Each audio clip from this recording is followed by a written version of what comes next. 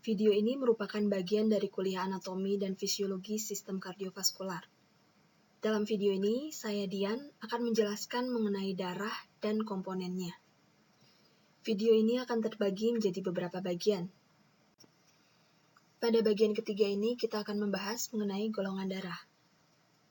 Setelah mengikuti video bagian ketiga ini, adik-adik diharapkan mampu menjelaskan konsep golongan darah dan cara penentuan golongan darah, serta mampu memberikan contoh aplikasi pengetahuan tersebut dalam setting klinis. Kita mengenal beberapa golongan darah. Sistem golongan darah yang umum digunakan adalah sistem ABO dan resus. Keduanya didasarkan pada respon antigen-antibodi. Pada sistem ABO, kita mengenal golongan darah A, B, AB, dan O. Sementara pada sistem resus, kita mengenal resus positif dan resus negatif.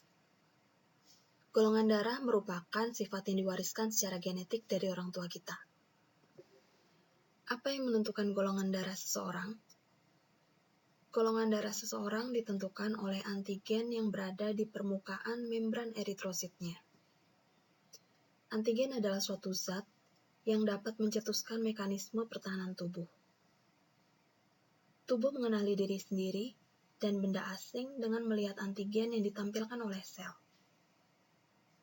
Jika tubuh mengenali suatu antigen sebagai antigen asing, maka tubuh akan membentuk antibodi yang kemudian akan menyerang antigen asing tersebut.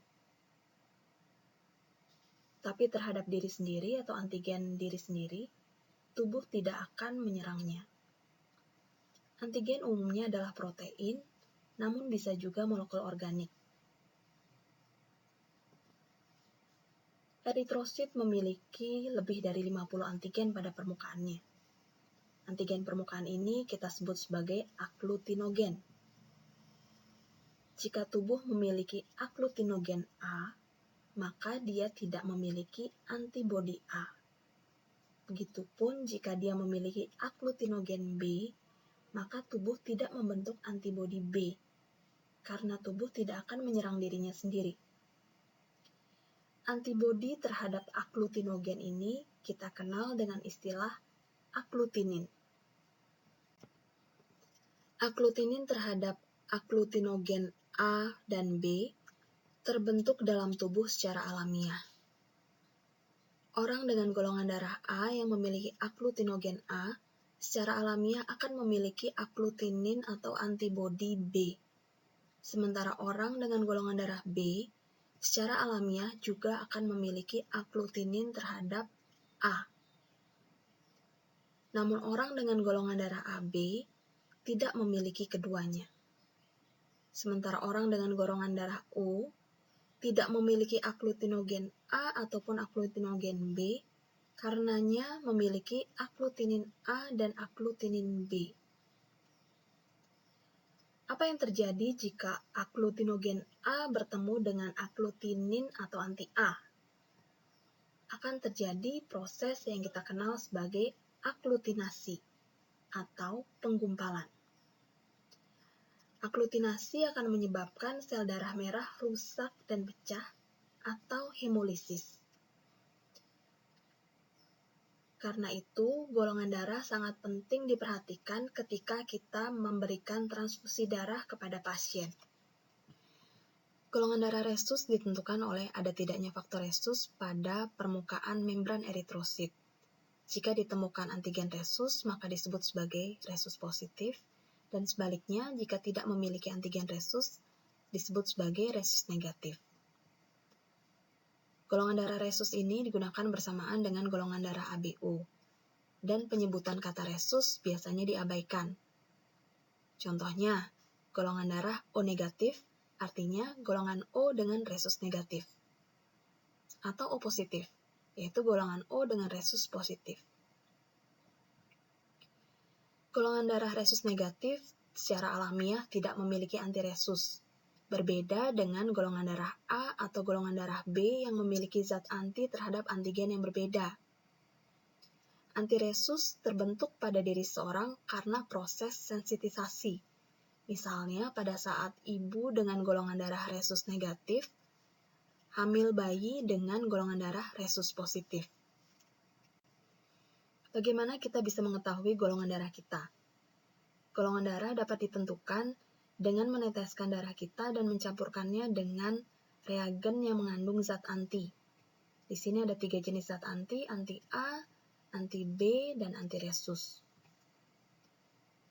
Jika suatu darah mengandung agglutinogen atau antigen A, maka ketika direaksikan dengan zat anti A akan terbentuk penggumpalan atau agglutinasi, seperti yang kita lihat pada gambar ini. Pada baris pertama, ketika darah ditetesi anti A terjadi penggumpalan. Sementara ketika diteteskan dengan anti B, di sini kita melihat campurannya homogen, tidak ditemukan penggumpalan. Dan ketika diteteskan dengan zat anti D atau anti resus, juga ditemukan penggumpalan. Hal ini menunjukkan bahwa dalam darah orang yang diujikan, terdapat agglutinogen A dan agglutinogen resus, sehingga golongan darahnya adalah A positif. Pada baris ketiga, kita bisa melihat ketika diberikan zat anti A, anti B, dan anti D, pada ketiganya ditemukan penggumpalan, sehingga bisa disimpulkan bahwa darah orang yang diujikan memiliki zat agglutinogen A, agglutinogen B, dan agglutinogen resus, sehingga golongan darahnya adalah AB positif. Adanya penggumpalan menandakan hadirnya atau adanya agglutinogen yang spesifik terhadap zat anti yang diujikan. Bagaimana aplikasi klinis dari golongan darah? Aplikasi klinis golongan darah salah satunya adalah pada pengujian sebelum melakukan transfusi darah. Transfusi darah harus dilakukan dengan sangat hati-hati. Mengapa? Karena jika antigen darah dari donor bertemu dengan antibodi darah resipien yang bersesuaian, maka akan terjadi reaksi silang atau cross reaction. Cross reaction dapat menyebabkan terjadinya agglutinasi atau penggumpalan. Sel darah merah yang menggumpal dapat menyumbat pembuluh darah kecil, misalnya pembuluh darah di otak, di jantung, di paru-paru, ataupun di ginjal. Hal ini dapat membahayakan nyawa dari resipien darah. Karena itu, sebelum memberikan transfusi darah, biasanya dilakukan 2 jenis pengujian, yaitu penentuan golongan darah dan uji kecocokan silang. Darah yang diberikan kepada resipien harus berasal dari golongan darah yang sama dengan resipiennya. Cara menentukan golongan darah sudah dibahas pada slide sebelumnya. Pada uji kecocokan silang, darah resipien akan direaksikan dengan darah dari donor.